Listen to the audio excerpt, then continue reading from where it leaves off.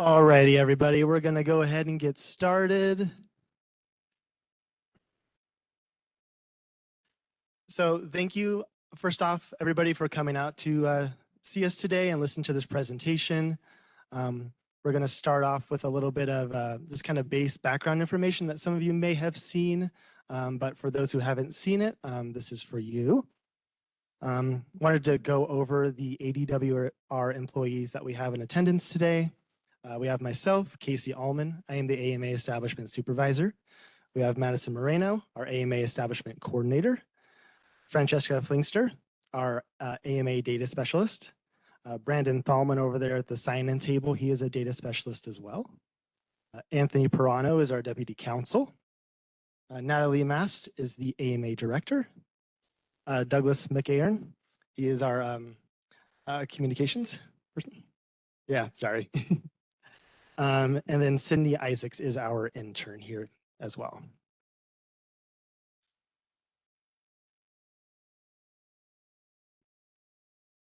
All right, so today we are going to be talking about the draft management goal for the Willcox AMA, as well as some information about the department.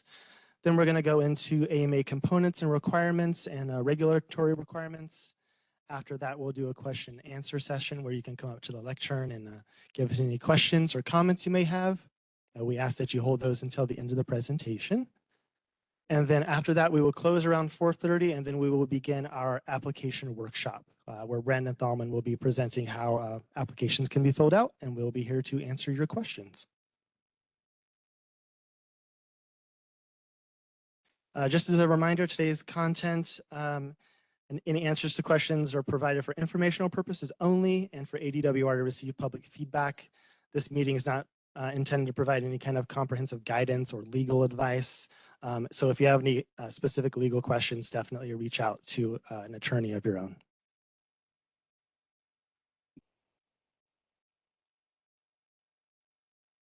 So again, for the meeting logistics, hold any questions you have until the end, please. We ask that you be respectful to staff and to your fellow attendees. If you do choose to come up to the lectern to speak, we ask that you speak into the microphone so that we can hear you and so the folks online can also hear you. And then, yeah, at 4:30, we will begin our application workshop.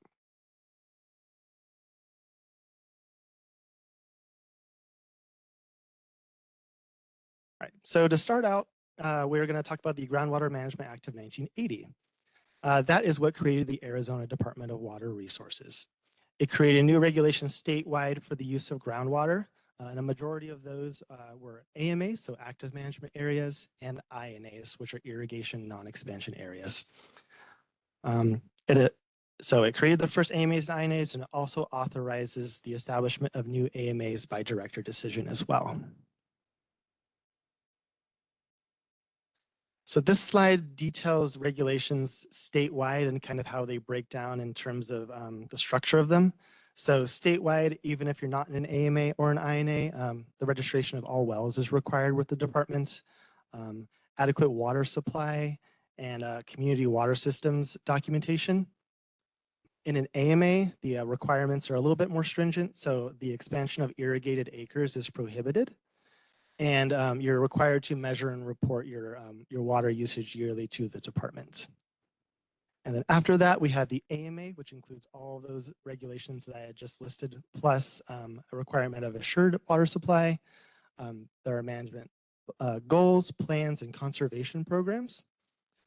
There's grandfather rights and withdrawal permits, and then smaller things like lake bills, transportation requirements, and things like that.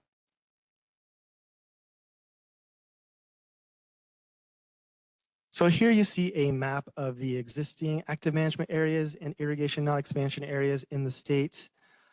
So we have all the originals. Douglas AMA was established in December 1st of 2022, and then the Willcox AMA was established January 8th of 2025. Next slide.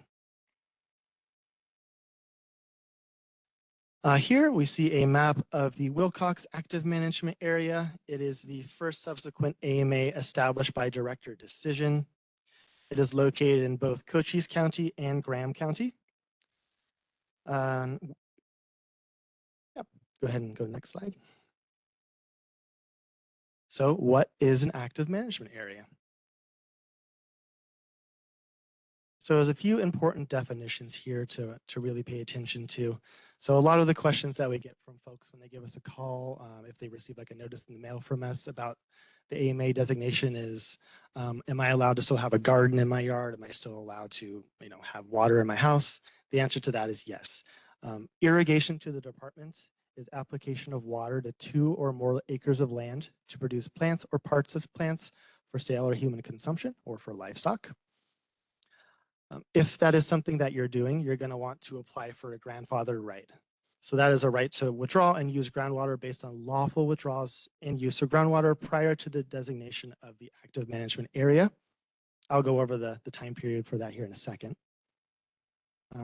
Something to notice or to note as well, exempt wells are generally the wells are the wells that generally are not going to be providing your irrigation water. Those are wells with a pump capacity of 35 gallons per minute or less. So the ones above that are really the ones that are going to be supplying your irrigation rights and the ones you're going to want to put on your application.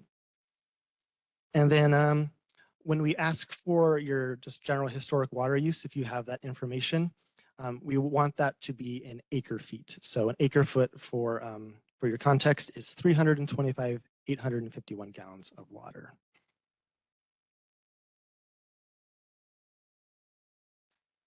So in an active management area, there's a prohibition on the expansion of irrigated acres.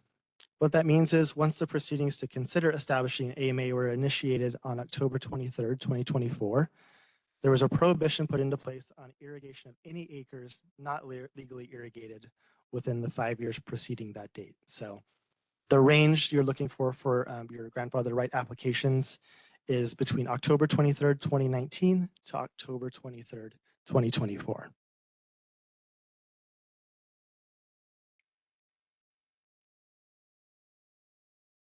So some of the major characteristics and programs in a subsequent AMA are the prohibition on expansion of irrigated acres, like I just mentioned, metering and reporting requirements.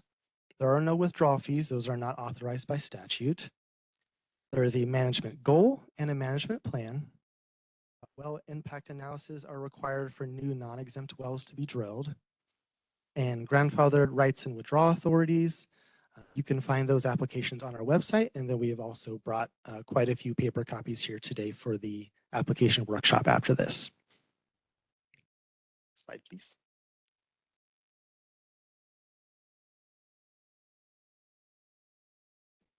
So here we're kind of going back into wells to kind of clarify things a bit more.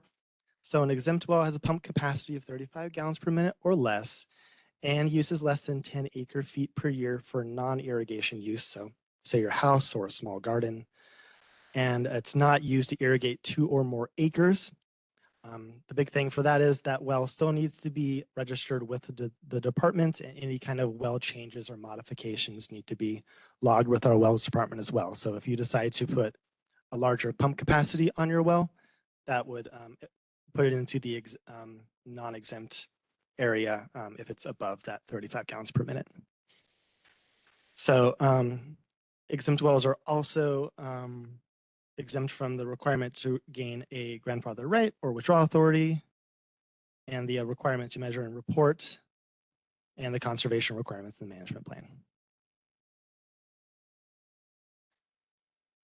So as far as measuring and reporting goes in an AMA, with a few narrow exceptions, persons withdrawing groundwater from a non-exempt well are required to measure withdrawals with a measuring device or method that's been approved by ADWR. So there are alternatives to the typical totalizer style meter, and those include electrical consumption, natural gas, an hour meter, and a lapse time flow method. We have a document on the Willcox AMA website that goes into more information on those measuring devices, so you can definitely check that out. The alternative measurement methods do require that 2 flow measurements are taken each year. An approved measuring device should have been installed by March 31st of this year, and your first annual report of water usage is due on March 31st of 2026. They are due yearly on the 31st of March as well. Again, if you have an exempt well of 35 gallons per minute or less for non-irrigation use, you're generally not required to measure and report groundwater withdrawals. So this is the big important due date for Willcox, April 8th, 2026. Don't forget, that is the deadline for grandfather rights applications, and there can be no exceptions to any late applications after that date. So I would recommend getting that in as soon as you possibly can. Going into the types of grandfather rights, irrigation grandfather rights, the typical one allows the holder to irrigate acres of land that were irrigated in the 5 years preceding the notice of designation procedures. And it is tied to the land. So you can't sell that right away from your land. It's tied to that land forever. There are also type 1 rights that don't actually really qualify for Willcox. And then there are type 2 non-irrigation grandfather rights. And those are rights that can be used for non-irrigation purposes based on non-irrigation pumping in the 5 years preceding the notice of the initiation of designation procedures. So it's flexible, so it can actually be sold separately from the land. It cannot be divided, but a portion can be leased, and it may be used anywhere within the Willcox AMA. So an optional attachment for the grandfather right application is substantial capital investment. They are very fact specific, so ADWR can't make any recommendations for individual circumstances. But basically, if any acres of land have been brought into some sort of irrigation, like you've invested in your wells, fencing, land clearing, things like that, those are things that can certainly be considered. If you feel as though what you have invested into your land would qualify as substantial capital investment, we encourage you to submit the SCI Attachment A along with your grandfather right application. Again, big red importance. The Willcox AMA grandfather right application deadline is April 8th, 2026. So we really just want to let you know it's important for you to get your applications in by then. If you do not, it is waiving and relinquishing your rights to use groundwater in the AMA for irrigation purposes. Next slide. So here we have some important dates for Willcox. Again, the deadline for grandfather rights is April 8th, 2026. The estimated adoption date for the first management plan will be January 8th, 2027, with conservation requirements going into effect January 1st, 2029. And that's to give folks the opportunity to do what they need to do to bring their land into that kind of compliance and conservation measures. All right, next I'm going to talk a little bit about the hydrologic conditions in Willcox and how those are going to play into the management goal and the management plan going forward.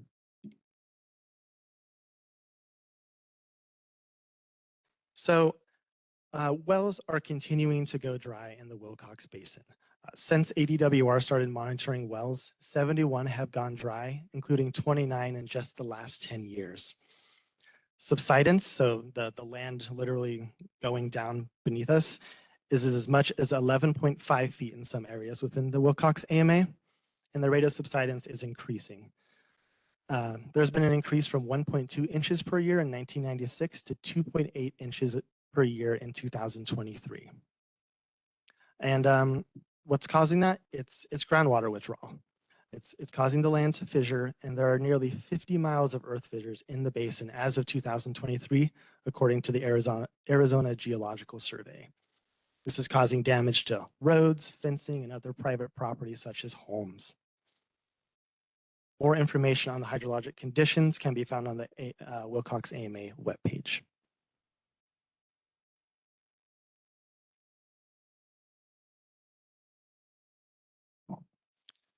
So these conditions present challenges for the long-term economic viability and call for conservation measures and reductions in groundwater withdrawal that are unique to the Willcox AMA. Annual overdraft is estimated to be 108,426 acre feet per year, and that's simply not sustainable. Next slide, please. Next, we're going to talk a little bit about the management goal, the previous draft management goal that we came down here to you guys with before, the comments that we received from you, and then an updated draft management goal as well. So all the management goals for the initial AMAs were created by the Groundwater Management Act that I mentioned at the beginning of this presentation. So those were all set in statute. They couldn't be changed, weren't exactly custom to the hydrologic realities of the AMAs. But for subsequent AMAs, they are customizable to the realities of the AMAs, especially here in Willcox. So this is the management goal for the Douglas AMA, just to give you an idea of what we came up with there. The management goal of the Douglas AMA is to support the general economy and welfare of water users in the basin by reducing the rate of aquifer depletion by an amount established in the first management plan and by additional reductions established in each subsequent management plan every 10 years thereafter. The conditions in the Douglas AMA are different than Willcox. Something unique to this basin is required.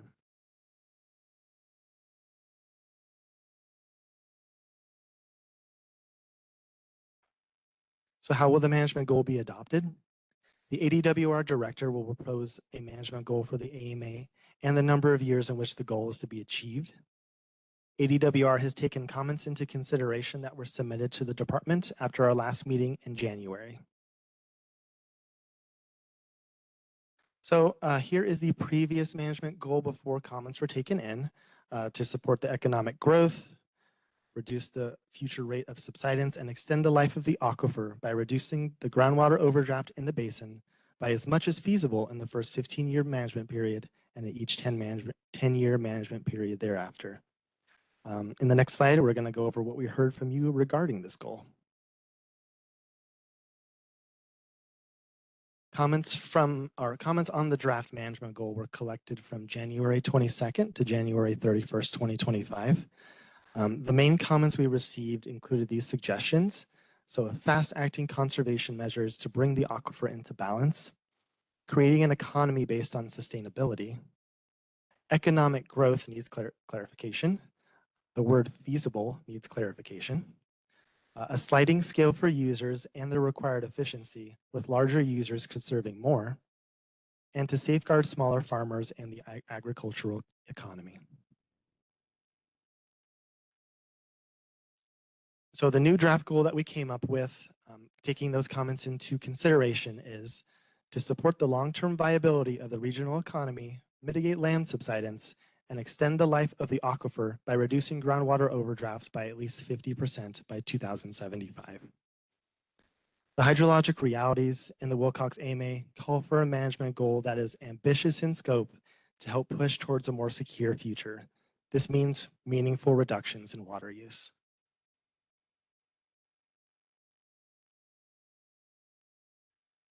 As far as goal development goes, this is still a draft goal, but it will continue to be ambitious in its scope. The hydrologic challenges of the Willcox AMA require not only conservation measures, but volumetric reductions in groundwater withdrawals. Strategies for this are still being developed by the department.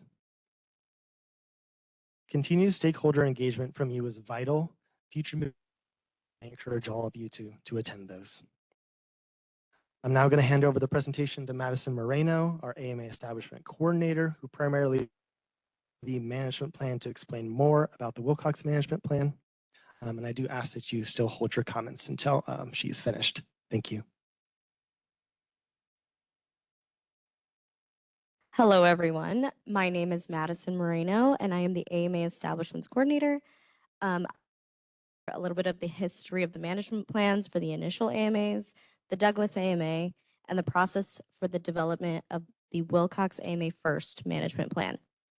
Next slide, please. Pursuant to Arizona Revised Statute 45569B, the first management plan shall be promulgated within 2 years of the designation of the AMA. The main overarching theme of a management plan is to create conservation measures that reduce the withdrawals of groundwater. You're going to hear me say that quite a bit throughout this presentation. These plans are designed to reduce withdrawals of groundwater. Slide, please. The development of these conservation programs within the initial AMAs were initially designed to achieve reductions in withdrawals of groundwater. These programs were developed with other water supply options in mind. Majority of these programs are required by statute to be included in the plan, with no variation, no changes, no creativity to be expanded on, like the historic cropping program.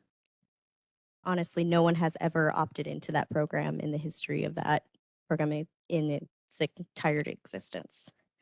And for example, the base program has a set irrigation efficiency of 80%. The three main chapters of the management plan are the agricultural, municipal, and industrial chapters. In the current plans, the agricultural chapter has 4 conservation programs: the base program, historic cropping program, best management practices program, and the integrated farm program. The municipal program has the gallons per capita per day program. It's a target-based program, and the non-per capita conservation program. That is a BMP-based program. The industrial program has subsector specific programs that have their own specific requirements and general requirements that overarch all of them. Each of these conservation programs are designed to reduce the withdrawals of groundwater. The conservation programs each include regulatory water use requirements, annual reporting requirements, conservation targets, flexibility provisions, and compliance provisions. Next slide, please. The development of the conservation programs within the Douglas AMA were designed to achieve reductions in the withdrawals of groundwater with the thought in mind of creating programs that were unique to the Douglas Basin. The core 3 programs having similar programs, but adapted to the challenges faced by the basin. In the Douglas First Management Plan, we were able to collaborate and discuss ideas for conservation programs that were eventually incorporated into the plan. In our development workshop meetings, we explored user classes for the base program, and this was ultimately incorporated as the irrigation efficiency percentages for acreage size. For the municipal conservation program, we created a new program that was never seen before in any AMA, the Integrated Water Resource Plan. It was a scenario-based plan looking at future demands and planning for future supply challenges. In the industrial program, we created a new subsector called the New Large Industrial or Commercial User Program, tailored to any new potential industrial development within the basin. Each of these conservation programs include regulatory water use requirements, reporting requirements, conservation targets, flexibility provisions, and compliance provisions. Next slide, please. Again, the overarching goal of a management plan is to create and implement conservation programs and regulatory requirements that reduce the withdrawals of groundwater. In order to work towards a more balanced water supply and demand, there's 2 paths. One is to decrease demand or to increase supply. With that being said, the initial AMA's conservation programs were created with the mindset that there were other sources of water supplies like the Colorado River, and the focus was to increase the supplies of other sources. With Willcox, that's a different story. The only realistic option is to decrease demand and having meaningful reductions in total use. We want to work along with you to create conservation programs that 1, have meaningful reductions in groundwater use, and 2, are unique to the basin's challenges. We are looking at how to create conservation programs with meaningful reductions in groundwater use across different varieties of user classes. Next slide, please. For the Willcox AMA First Management Plan, we will develop and adapt new programs that are tailored to the basin that will create meaningful reductions in groundwater use. These programs will explore volumetric reductions and variations of user classes across the board. During the development stages of the plan, we'll be having workshops where we'll sit down and collaborate with you all to develop and create these programs. Next slide, please. The management plan has to be a direct reflection of the hydrologic realities of the basin. The AMA can guide the Willcox Basin into building a more stable future. The hydrologic challenges are going to be difficult. Custom measures like volumetric cuts are needed to achieve meaningful reductions in groundwater use. In the initial AMAs, the irrigation efficiencies were extremely low, and an option was to improve farm irrigation efficiencies to a maximum or a minimum of 80%. In the Willcox AMA, that's not an option. With modern technologies and techniques, irrigation efficiencies here are high, and putting more pressure on increasing efficiencies isn't enough to move the needle. This is why we need to look at these volumetric cuts as a tool to push the basin to a more stable future. I want to emphasize that the collaboration and input from you all is crucial in the development and building of this management plan, because no one knows this place and the livelihoods better than you all. I want to encourage you all to be a part of this process and come to these future meetings where we all will discuss these programs in greater detail. Again, I want to thank you all for your time today, and we will now be opening the floor to questions and comments related to the establishment of the AMA and the management goal. Please, as a reminder, please be respectful to staff and fellow attendees, and remember to please speak directly into the microphone so that those participating online can hear you. Today's meeting will promptly end at 4:30, and at that point, we'll be switching to the application workshop meeting where staff will be around to answer any questions regarding the grandfathered right applications. We will limit each speaker to 2 minutes to allow anyone and everyone an opportunity to speak who wishes to. Thank you.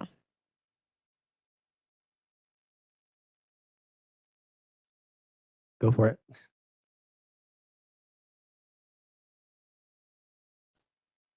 Press the Thank you. My name's Ted Haas. I farm north of here. And as you mentioned, it's going to be difficult and it's going to be a challenge, but we're up to it. And I, for one, appreciate the staff of ADWR, all your travel, all your thoughts, and thank you very much. And we appreciate you, and we're glad you're a partner in this with us. Thank you, sir. Thank you.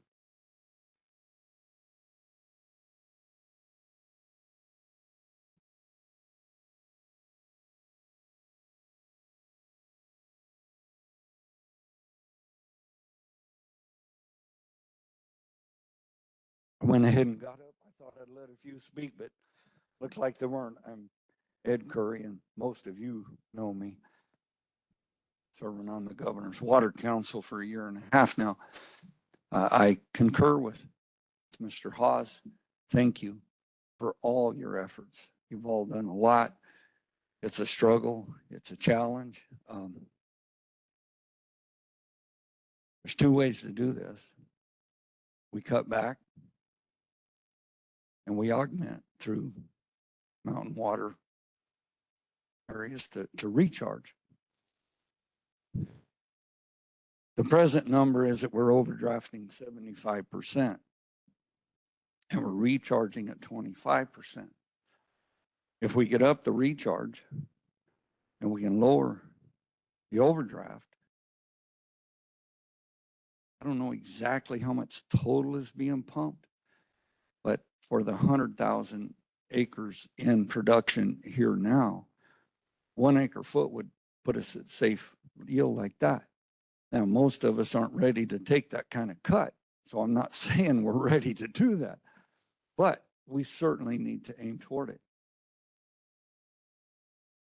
I've been to Phoenix every week since the middle of January, except one in which my mother passed away. And 6 of those weeks I've been to Phoenix twice. As y'all know, on hearings, trying to get our points across. For the audience, I'm going to say we're working on a basin management area that would offer more. The questions I would have is, under an AMA, a vineyard can expand.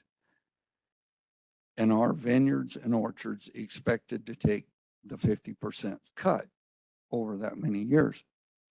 Orchards can't really go down very much, so they either got to buy some more land or retire. Am I correct? They would have, for an orchard that's going to last for 100 years, a pecan orchard, that to keep that orchard in production, they can't take a 50% cut even over 50 years. So the answer would be for them to buy some adjacent farmland and not farm it and use that cut to add to their orchard. Is that correct? Does that make sense?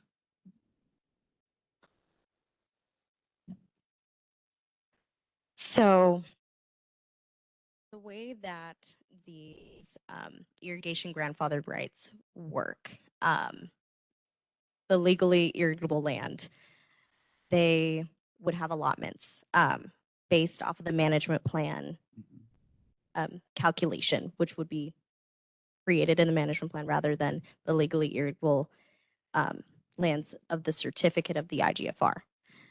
That being said, that the goal of the management plan or the management area, the goal is not a subject of each individual person right holder. It's a collective group of a goal to reach. It's something where we want to reach that in 50 years, that reach that 50% in reductions in 50 years.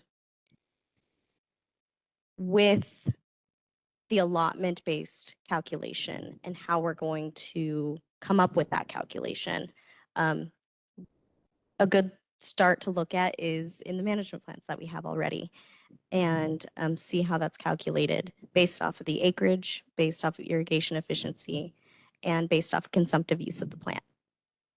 That was historically grown during the 5-year period. We're looking into volumetric cuts of individual allotments and seeing where that is going to fall into. It's not looking at 50% across the board in that aspect. It's going to take time, and we're willing to see where these conservation programs are going to adapt, and we're willing to look at collaboration and programs that you all want to come up with too. So Madison, having known some of this and understanding it early, I'm asking questions to produce thinking here in the audience. So what about the vineyard that is given an acre and a half foot of water right in 25 years? Are they to give 25% up? When, in other words, what I'm saying is there's two different categories here. There's actually three. There's the farm acres, there's the orchards, and then there's the vineyards typically in our area.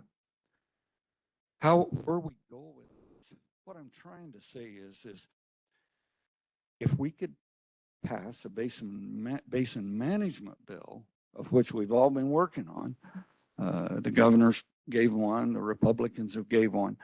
What I'm asking the audience is if you will look at the trueness of this, it's going to be way more advantageous to pass a bill that will be more lenient on vineyards being able to add 5 acres or move around a little bit and possibly help the orchards later.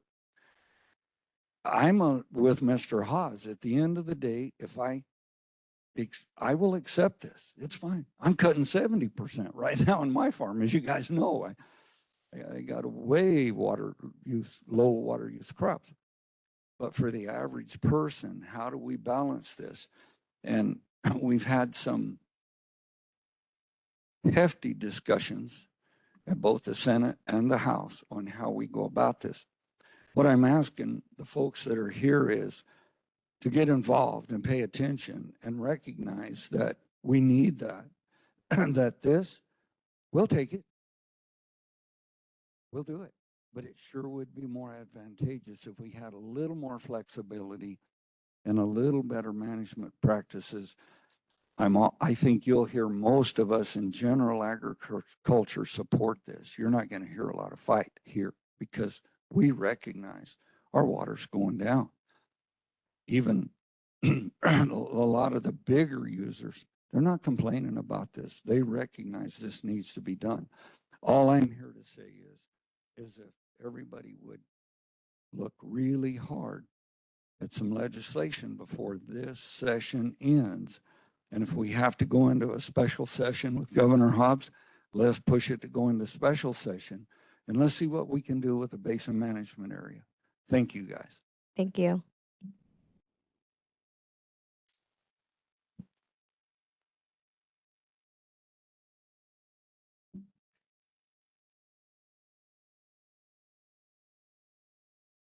I'm Joanna Seeley, and one of my suggestions, and I know some of the exempt well users are not going to like me for it, but I'm a co-owner on 40 acres.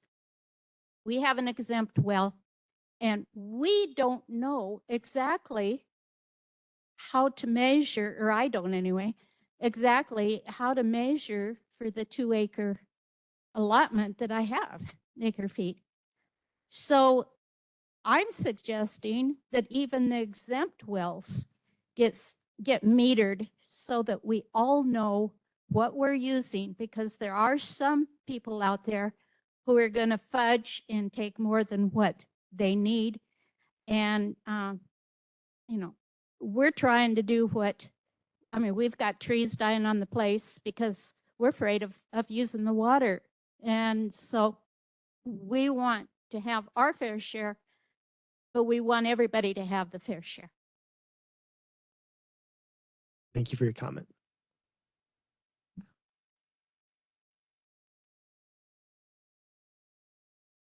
My name is Jim Verner, and I'm just a homeowner here.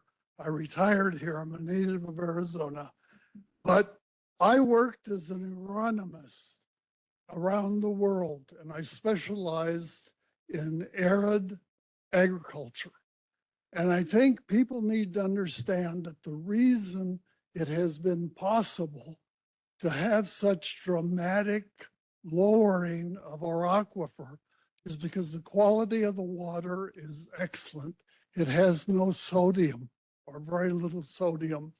If it had more sodium, the agriculture would have died out a long time ago on its own, because there's no surface water to leach the sodium that collects in the surface.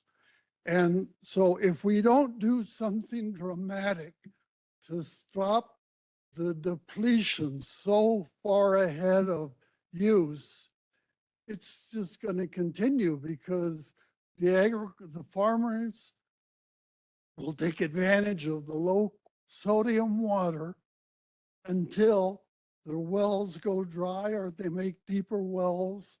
And like the mining industry here, eventually agriculture will die too, if we don't do something to find a balance. Thank you. Thank you, sir.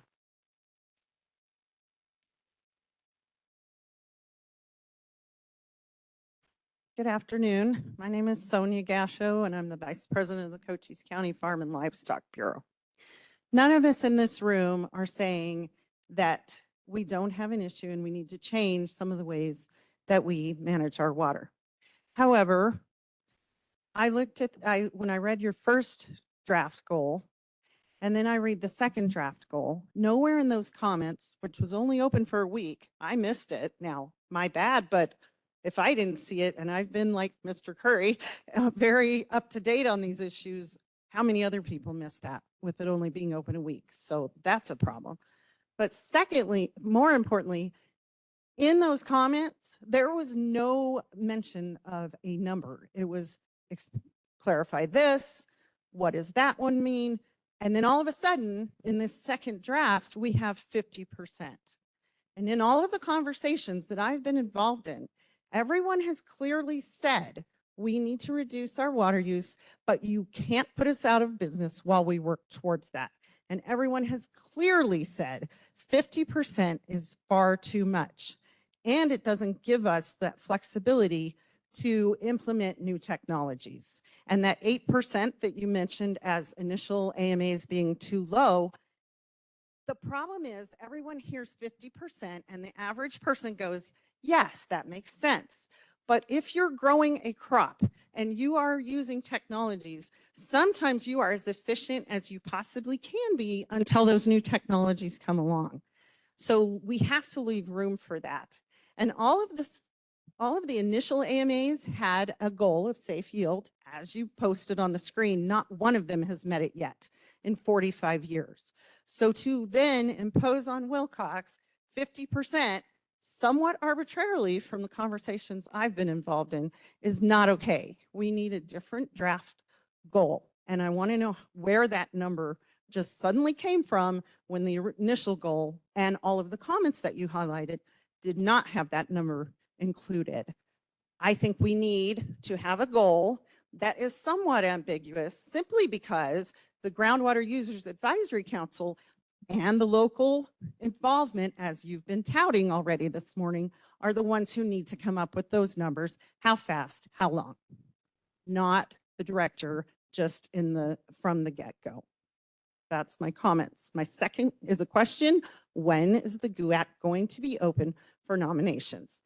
At the moment, thank you, Natalie, for replying to my email, but at this moment, it is not even listed as a possibility. We need to know when is that going to be open so that we can nominate folks that we feel would do a good job. Thank you.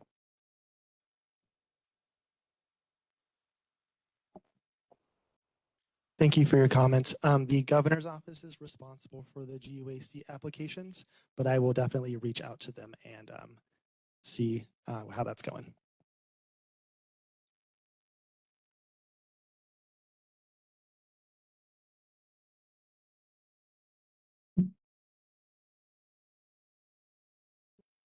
Down.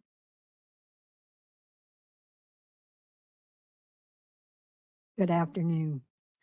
My name is Lisa Glenn, and I want to thank the ADWR director and staff for being here today to move this AMA process forward.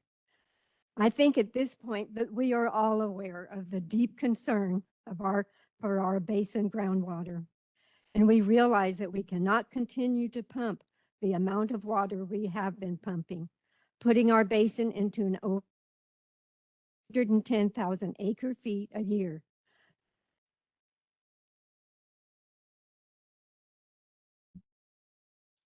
We are a desert aquifer getting hotter and drier. We're a closed basin with a total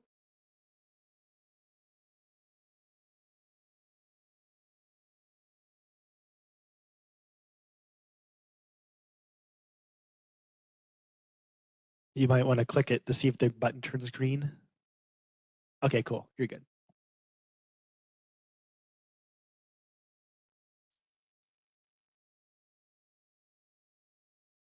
You're doing great.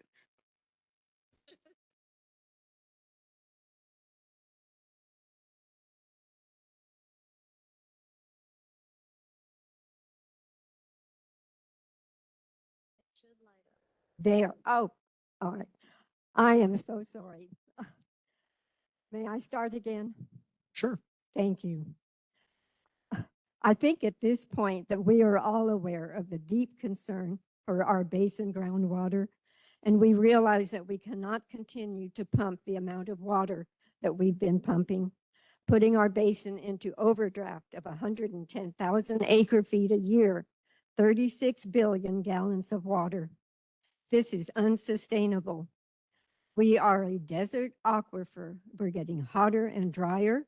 We are a closed basin with a total lack of surface water, no rivers, streams, or lakes to replenish our aquifer. We have less rain and snow melt, and so very, very little normal recharge. These circumstances justify a more aggressive approach to any goal and management plan and must reflect the hydrologic realities of this basin and set the foundation for implementing fair, effective, enforceable measures. There must also be flexibility and funding to tailor conservation strategies appropriate for Willcox.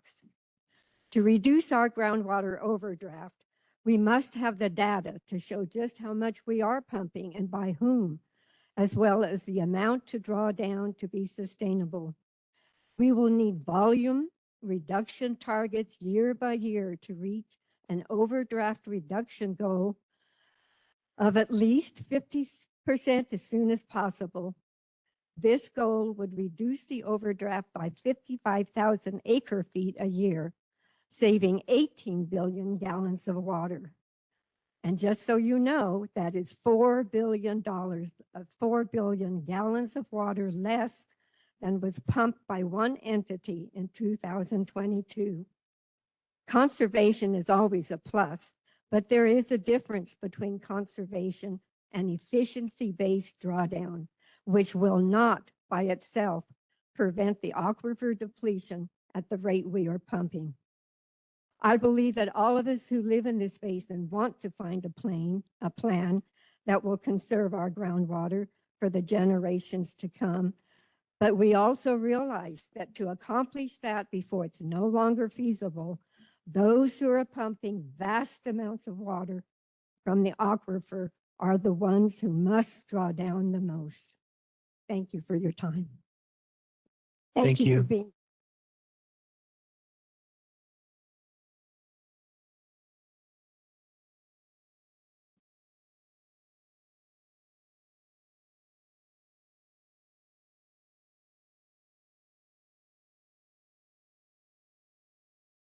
It's Rona McMillan. We have a vineyard south of town.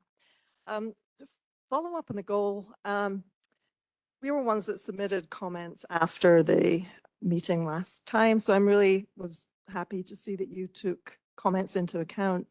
And though I never asked for a specific number to be in there, we were looking for specifics to actually set targets for conservation. So appreciate that being in there. Can you talk a little bit about how the goal evolves over time? So there's a draft goal right now. I assume that gets finalized in the management plan. After that, when or can the goal be adjusted?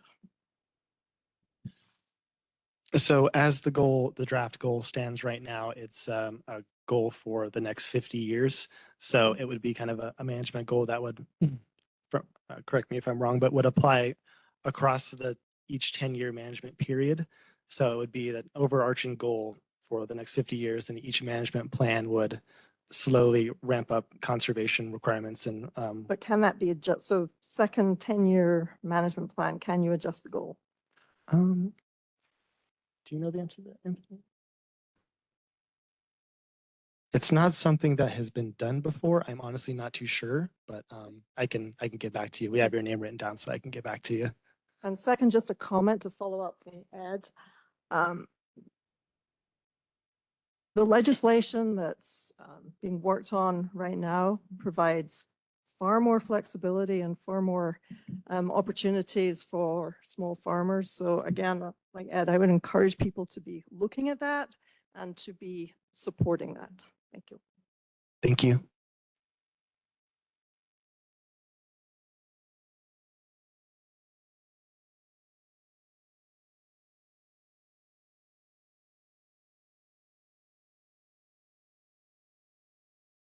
If I may, I have a comment from Cheryl Knott of Pierce. Sure. She wasn't able to be here today.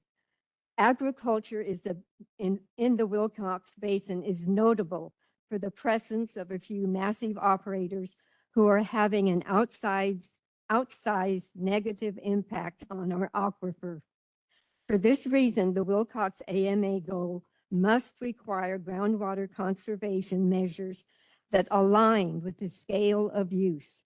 In other words, the largest cuts for the largest users. It is only fair and honorable way to manage the finite groundwater used by the wide spectrum of farms in the Willcox Basin. Thank you. Thank you.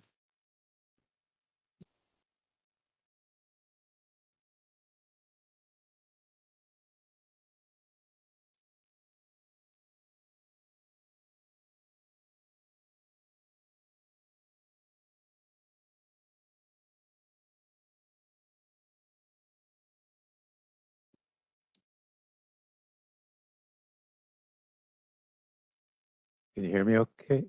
Can you hear me okay? Okay. My name's Steve Kissel. I live in the Pierce Sun Sites area in the southern part of the Willcox Basin here. First of all, I want to thank you for your presentation today. And I appreciate your acknowledgement in this goal that the hydrologic reality of the Willcox Basin demands an innovative and challenging goal. And I think this goal gets us there, or at least gets us off to a very good start. When you talk about the 50%, I think that's a reflection of just how bad the overdraft is here. None of the basins in the initial AMAs, including the Douglas Basin and the subsequent AMA, ever had a overdraft of 350%. So it demands, like you said, it demands a significant and challenging goal. I also appreciate comments by Ed Curry and Ted Haas, particularly Ted Haas's comment. This is going to be a challenge, but we're up to it. Thank you for your work. I really think we have to think about this in terms of how we can innovate and move forward. This goal is over a 50-year time period. That gives us a lot of time to make significant changes.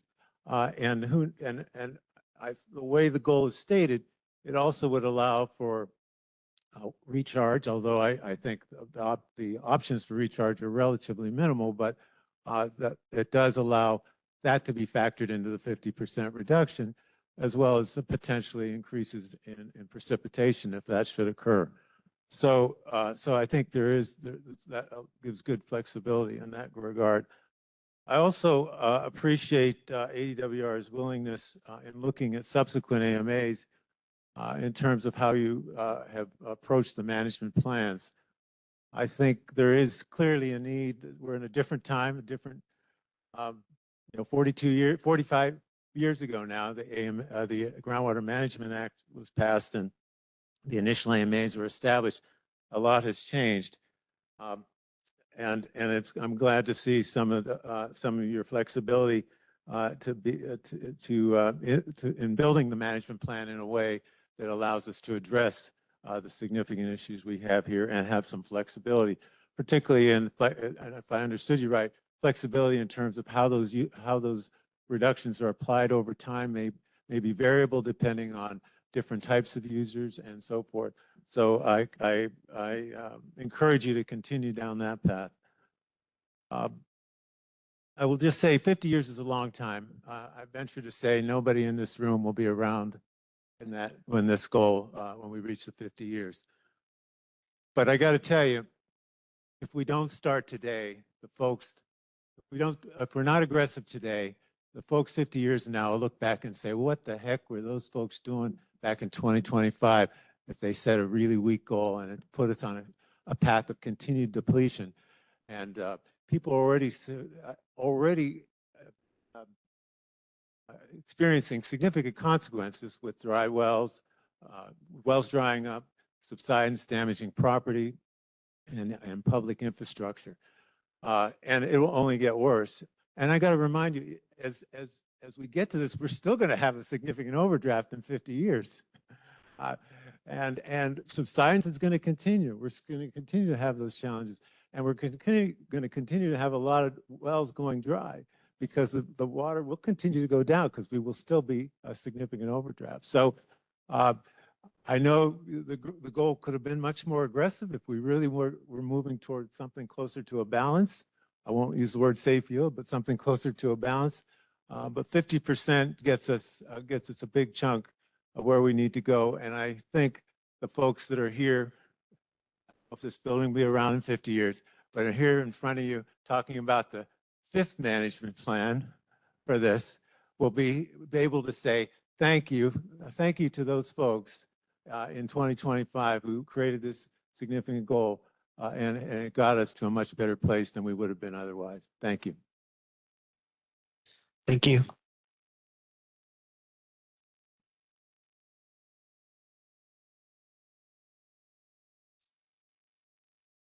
My name's Philip Klump.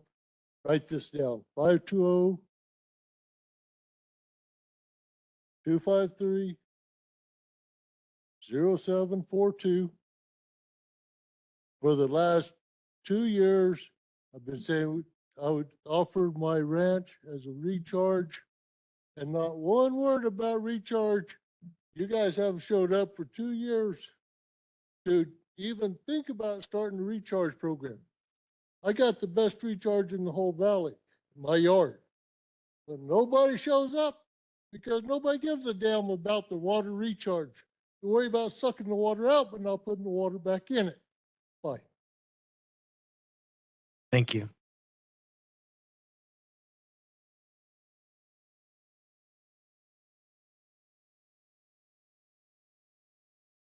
I came up with a couple of questions. Joanna Seeley? Where does all the water from Turkey Creek and the other 4 creeks that come out of the Chiricahuas, they all run down towards the playa to a certain point? We've been here for 6 years.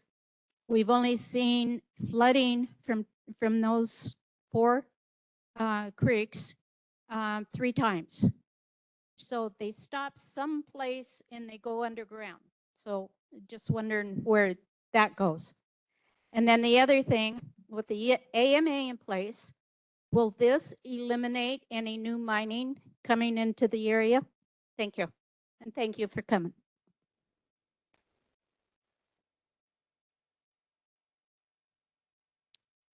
So as far as your questions with the rivers and such, it's definitely a question more of from a hydrology standpoint. I'm definitely not an expert in that, but I know that when we do our calculations for overdraft, we take into account like any kind of incidence or recharge, which could come from that. So I would assume that that kind of information is kind of factored into all of that. As far as mining goes, within the management plan, which again, we want your input for, there are regulations in terms of mining, setting up conservation programs for them and for them to have to do specific reporting and conservation plans. So that kind of thing is also built into the management plan.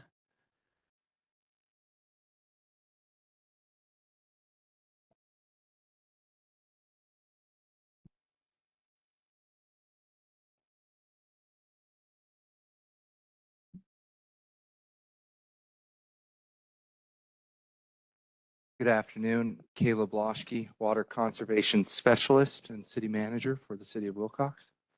I just had a couple comments.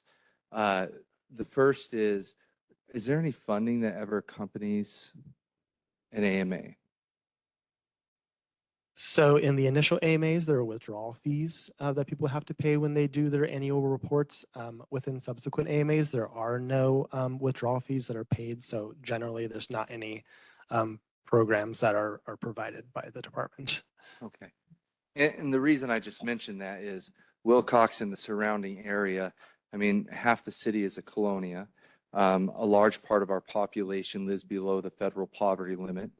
Outside of the city of Willcox, I know a lot of our Cochise County residents have the same side of lifestyle. They're well below the federal poverty limit.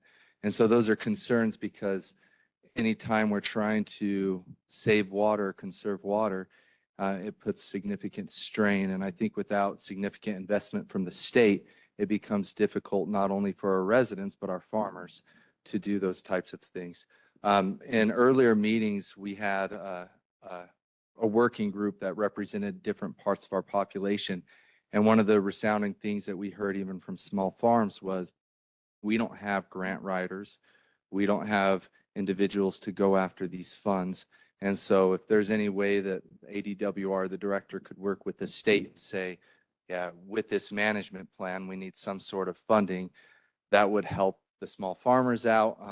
I know for the city of Willcox, we were able to get almost $8 million in grants this year from WIFA. But again, it costs us 2 to 3 years of our capital budget just to match that money just for sprinkler system upgrades in our city, right? So I think this rural community lacks funding. And so any sort of funding that the government, again, can help with, the state, I think would go a long way. And I think especially focusing on the farming side of it, the city of Willcox, we use 0.27% of the recorded water in the Willcox Basin, not a lot of water. But So as much money as the state gives us, I think it would be better spent really focusing on the farmers and assisting them as well. So just wanted to share that. Thank you.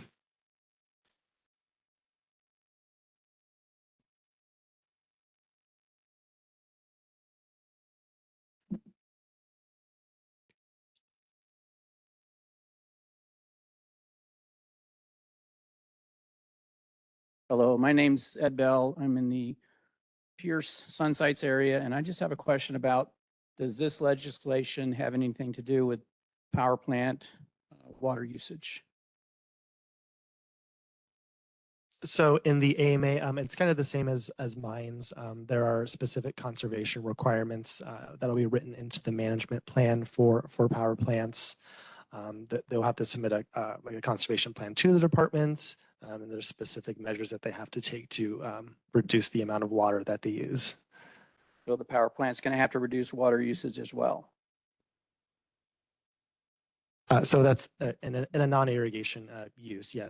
But there's specific requirements regarding like how the water is recycled for like the cooling and such. I'm not an expert on that, but I would recommend you look into the Douglas First Management Plan and kind of see what's written into there. Okay, thank you. Thanks.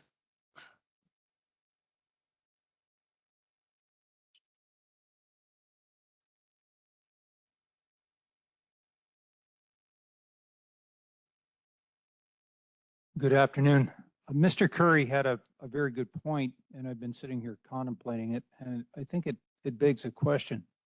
You're asking this basin to reduce water consumption on the overdraft by 50% over a period of time.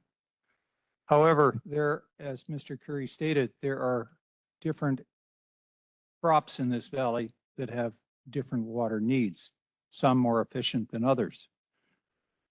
Personally, I have a small vineyard. You're asking, with respect to that, the fact is the efficiencies on a vineyard are incredibly high compared to many other crops. With respect to it, I can't increase efficiencies on a drip irrigation system in the desert. Am I going to be asked as a vineyard owner to get rid of half of my acreage in order to compensate for this goal? Tree farmers are the same. Or are different categories going to be encapsulated to allow different usages and a different reduction, so to speak, for people who have already achieved those efficiencies, looking at the fact that we're living in a desert? That's a great question. So the department's still working on the mechanisms to go about this. So some of the options floated would be like user groups, depending on amounts of acres. I could see something along the lines of like what's being farmed being taken into account as well. But these are all things that are still very early in the development process. So as it becomes more clear, of course, we'll share and collaborate with you on that. But as far as you saying like having to just like cut half your acres, if you've already submitted your application or when you do, the acres that you're granted for your grandfather right will be based on whatever your historical usage is within those 5 years. Fair enough, the 5 years. What I'm saying is I have between 50 and 70 acres. You've already eliminated another 70 or 90 acres that I have due to the fact of non-use with the irrigation system. However, what you're saying here is on existing crop acres, you're asking for a water reduction of 50%. Am I going to be asked to reduce acreage on a vineyard, which has already achieved the highest efficiency that we have, or are we going to have specific categories going forward for tree farmers, for small orchards, for vineyards that have already achieved the efficiencies that you're asking for? I would say that first off, the goal is still a draft, but that 50% amount is spread across over 50 years. And the mechanisms again for that are still being developed. So I can't exactly comment on exactly how it's going to work, to be honest with you. Too early to tell. Yeah. Fair enough. Thank you. Thanks, sir.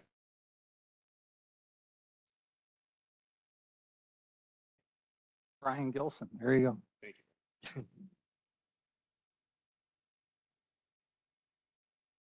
Sonia Gasho again. I have a point of clarification. So this is a draft goal. Does the director create the final goal based on comments received from the previous meeting, from this meeting going forward? Or do we have this draft goal in place until the GUAC is formed and meets, and do they make the final goal with consultation with the director? I'm not trying to be picky or say I want some, I'm asking for clarification so that everyone understands that process. Thank you. That's definitely a fair question. So the goal is created by the director given public comments and hydrological realities of the AMA.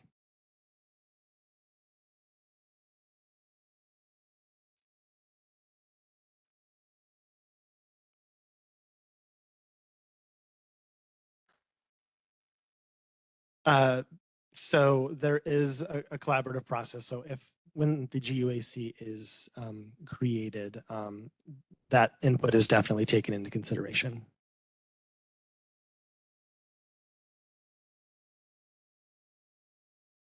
Hi, my name is David Collins, and I'm a farmer east of Willcox here.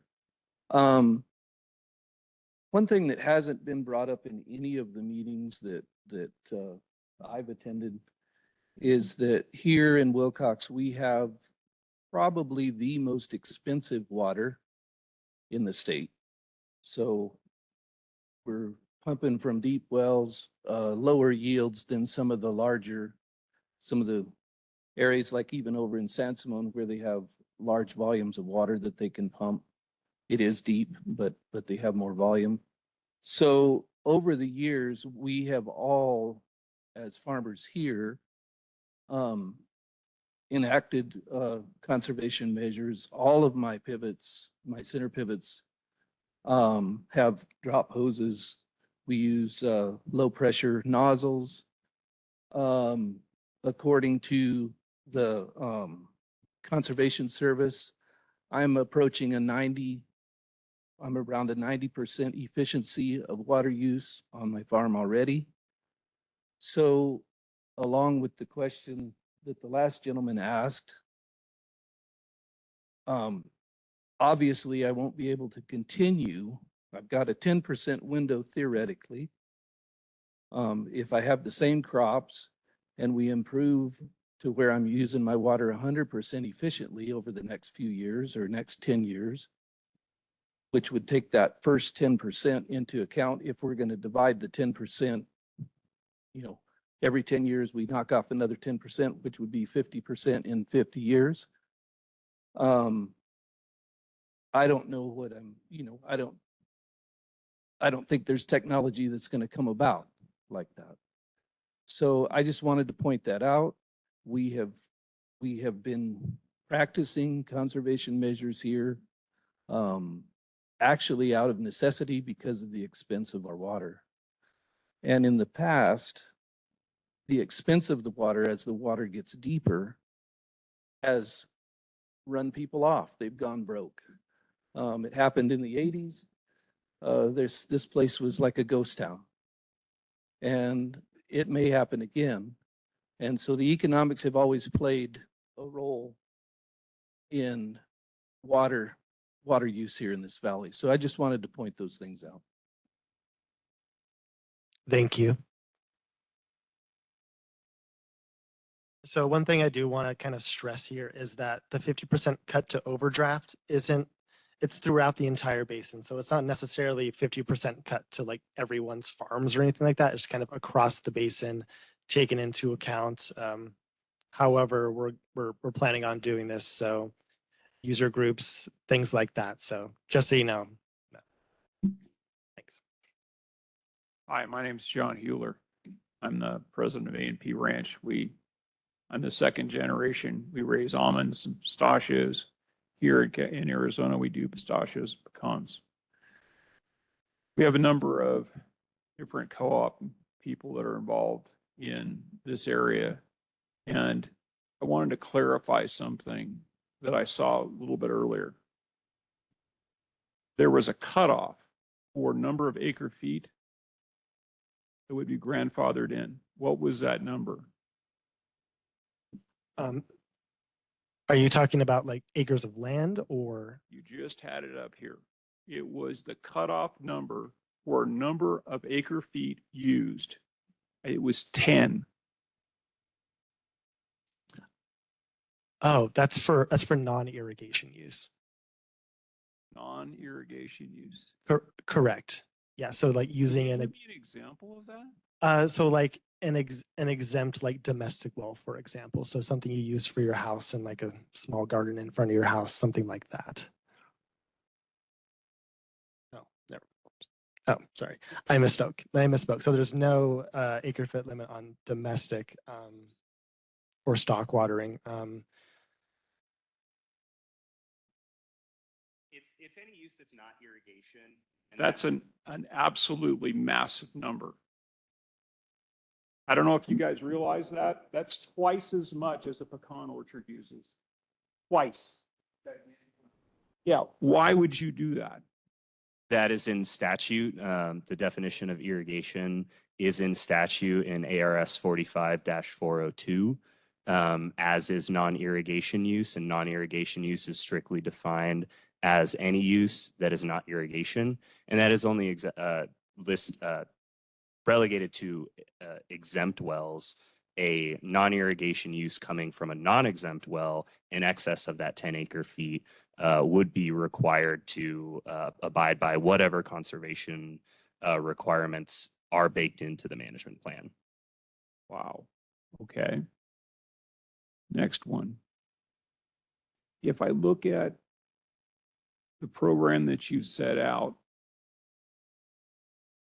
the normal thing in agricultural economics is the highest valued product that uses the least amount of water wins.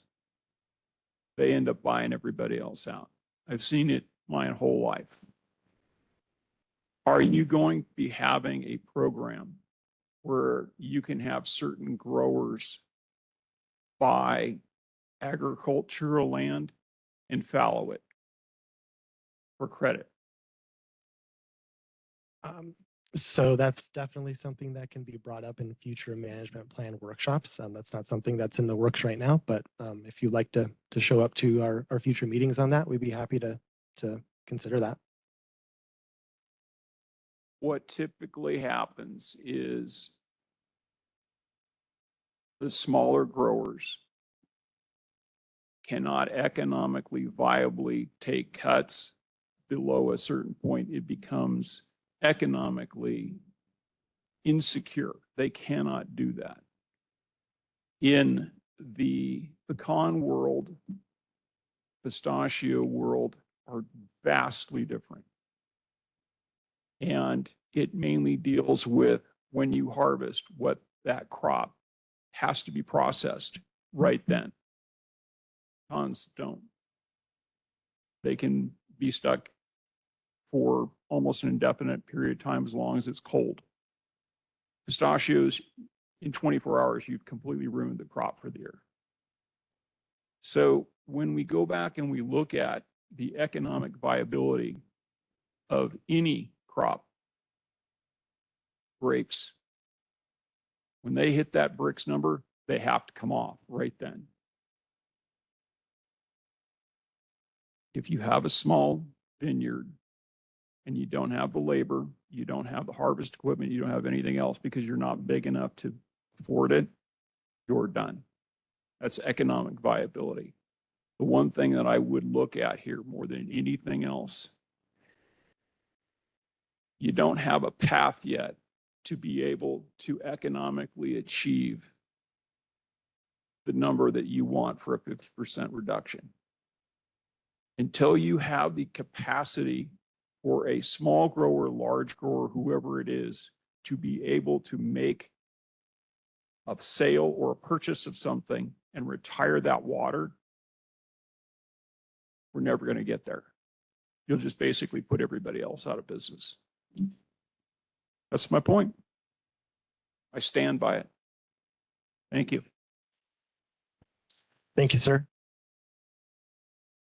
Just so you know, this is the 15-minute warning before the application workshop will start. After you, sir, I'm going to see if there's anybody online that would like to speak.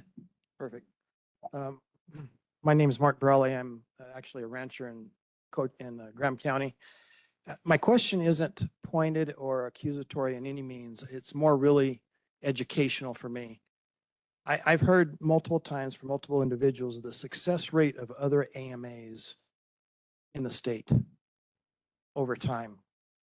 And it appears to me that, to follow up on John's point, that generally speaking, this has kind of got the same feel as other program, and I'm very high level, similar programs and approaches in other AMAs. So I'd like to know factually, because I really don't know, and I don't like listening to people that throw out things that maybe aren't true, we don't know. But what has been the success of this type of approach in other AMAs, and how, from your side of the table, how has it worked? How's this one being set up to be different? And I think John has some good points about the economic viability and expanding the creativity of the AMA itself in scope to maybe try to achieve more success. Thank you. So as far as the other active management areas, it's true that none of them have actually met their goals of safe yield, without a doubt. But those are goals. So there's something that are continuously being worked on. The fifth management plan with the conservation requirements recently went into effect, and those measures are further working towards that goal. As far as Willcox goes, it is a unique situation. The hydrologic challenges here are pretty severe, and that will take some unique and customized measures for this area, which of course I've mentioned we're still developing as far as that goes.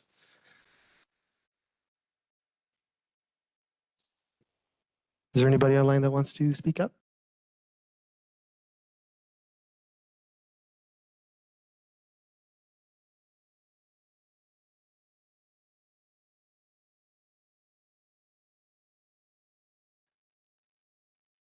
Doesn't seem as though anybody online wants to comment. We have 10 minutes left. So if anybody else would like to come up, you're welcome to. Otherwise, we can take a little break and then we will begin again at 4:30. Just have two quick questions. The first is, any investments that have been made into water savings, are those calculated in, like what Mr. Collins said, he's done everything he can at his farm. So will that be taken into consideration over the last 5 years?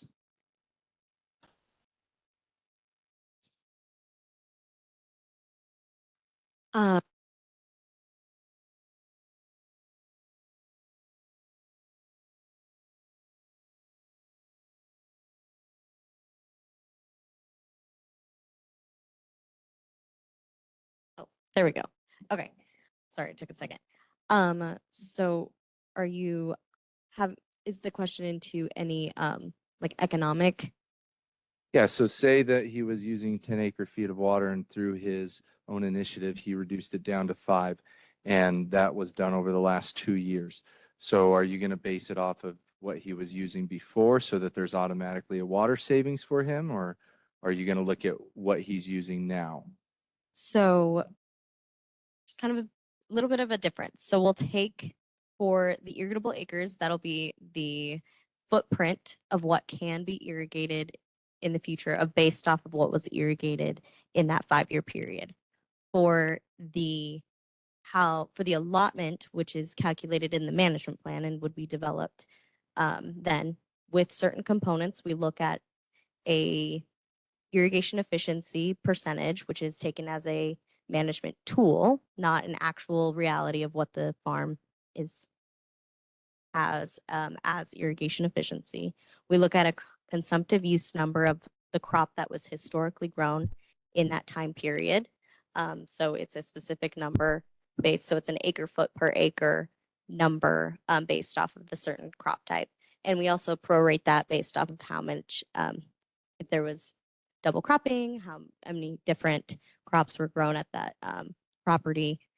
And we also look at and we multiply that by the acreage that is legally irrigable and come up with a allotment for how much water can be used annually. And if let's say randomly an allotment is 100 acre feet and you use 90 of that 1 year, you would have the ability to piggy bank, kind of have a rainy day fund, as I like to call it, and have a account where just in case if you were to go over, you would have that flexibility to be able to do that. That's something that we have in initial AMAs in the Douglas AMA, and it's something that we can talk about and implement into into the plan. So you look at the last 5 years, it's the highest out of the last 5 years, and that's where it starts from So we look at, with all the other things you. yes, I know it's a complicated It's like a- equation that we look at for allotments. It's based in the management plan. For legally irrigable acres, we're just looking at what was irrigated in the last 5 years, the acreage that was irrigated in that 5 years. The other question I had, and we should have asked this a lot sooner, but I know that there's been many that have alluded to other pieces of legislation that are being worked on right now. Is it possible for other legislation to be passed even after an AMA takes effect to override an AMA? And if it's better for the area? Has that question ever been answered? And why can't it, I guess? That's a great question. I'm not quite sure. That seems like it would be a Natalie question? Like, why are we in such a hurry right now to get legislation passed? Besides the obvious points, but it's a really good question, and thank you for that. For those of you who may not know me, my name is Natalie Mast. I'm the Active Management Areas Director. So as Caleb mentioned, there are some processes ongoing at the legislature to potentially create a rural groundwater alternative regulatory structure. I can't necessarily say where that's at or what the probability of it passing or anything like that. But what I can say is that as we've kind of looked at the statutory structures related to an AMA, the way we understand it is that if something were to pass before grandfathered rights were issued, it could plausibly take the place of an active management area. Once those grandfathered rights are issued, those are most often seen as property rights. And so that complicates things quite a bit and something else taking its place. So the timeline for issuing those grandfathered rights would be April, then 6 months, October of next year-ish. So there is some time if something like that were to pass, but it's not an indefinite amount of time. thank you. You actually reminded me. Yeah, that makes sense because it becomes a property right at that point. So just one other comment then, just so I understand, even from the city's point of view, right now you guys are taking public comment to create a management plan too. So what we're saying now, so if people have strong opinions or ideas, they should be submitting those to you, whether vocally or in private through email. So if we think that there should be different tiers for larger corporations, smaller farmers, vineyards, those types of things should be being addressed now and sent to you. Yes, absolutely. Those can be sent to the management plans at azwater.gov email. You can give us a call or talk to us here. Okay. And I'm sure you can see it's a very divisive thing where we're a community and expressing that. So I think a lot of people might prefer to send that in public or in private and let their opinions be known versus say exactly what they would want to hear. So. Thank you. We have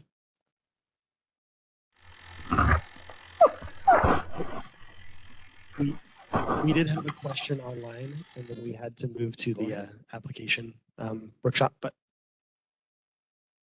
Can you hear me? yes, we can hear you. Okay, yeah, Mark Spencer here, and thank you all for coming down and for everyone's involvement in this. I know everyone in our community has been involved in this. I've been involved since at least 2014. And anyway, a couple of comments and maybe ask for your clarification if I say something incorrect. And Caleb, thank you for bringing it up. That's exactly what I was going to talk about. Is, you know, the bottom line is, if we do nothing with a 350% overdraft, it's not going to be many years before there's no agriculture. There will be cities and there will be homes left because they'll be the only people that will be able to afford to have wells that are only pumping, you know, 5 or 10 gallons a minute from 1,000 feet or deeper.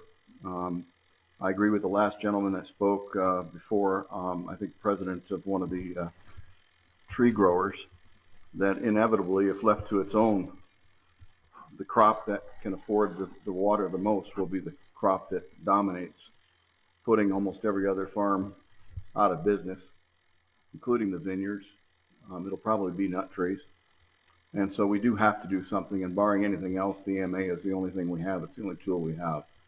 The problem with the AMA is it's extremely inflexible.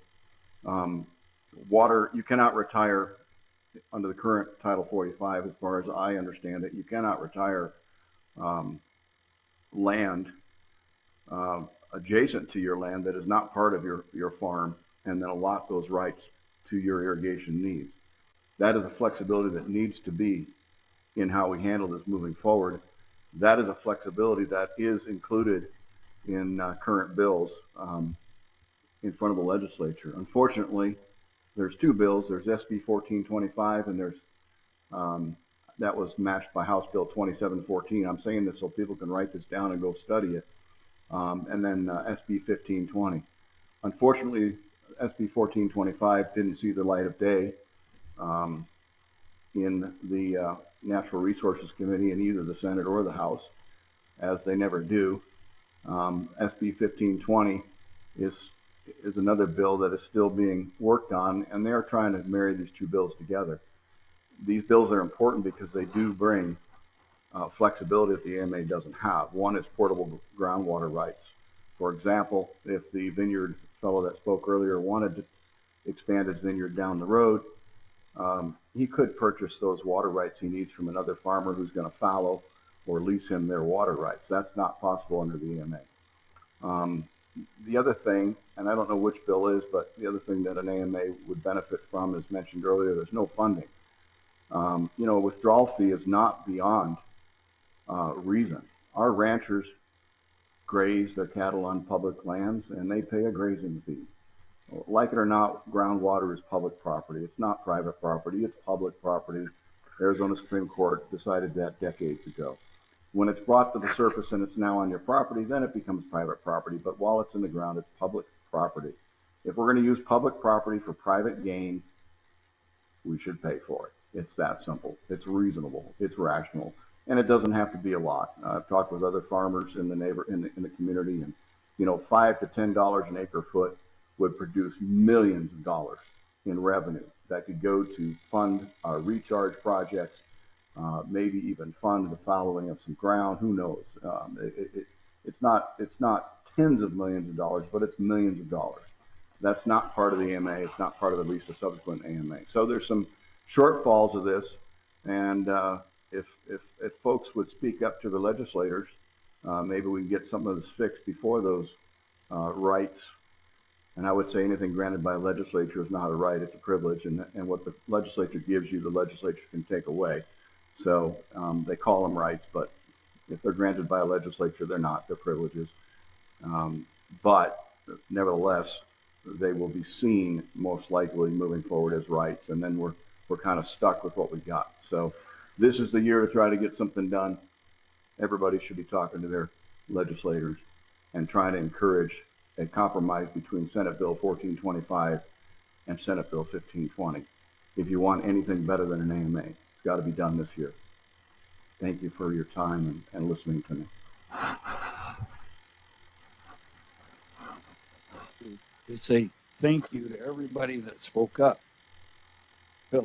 Philip, your point about recharge, absolutely beautiful, and yet we can't get there.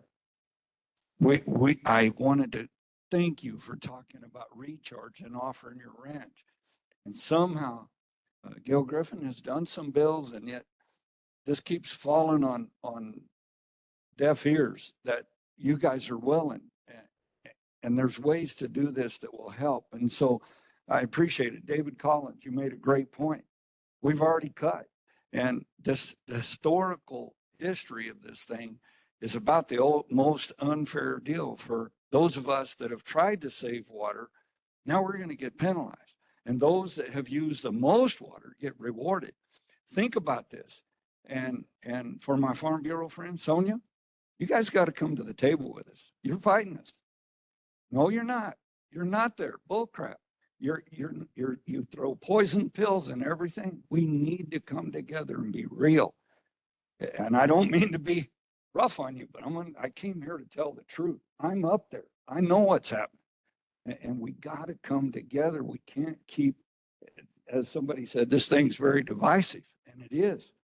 And if us ag groups can't come together, then we got trouble. And right now, I'll tell you, this ag group and the Farm Bureau are not on the same page, and you know that.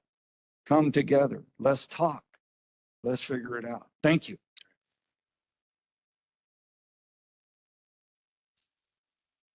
All righty, folks. Thank you so much for being here for this management plan meeting. We're going to move into the application workshop now. So if you'd like to stick around, learn more about the application process, you're more than welcome to. We're going to have Brandon Thalman, our data specialist, come up and explain it for you. If you're looking for applications, it looks like he's bringing them up to the front or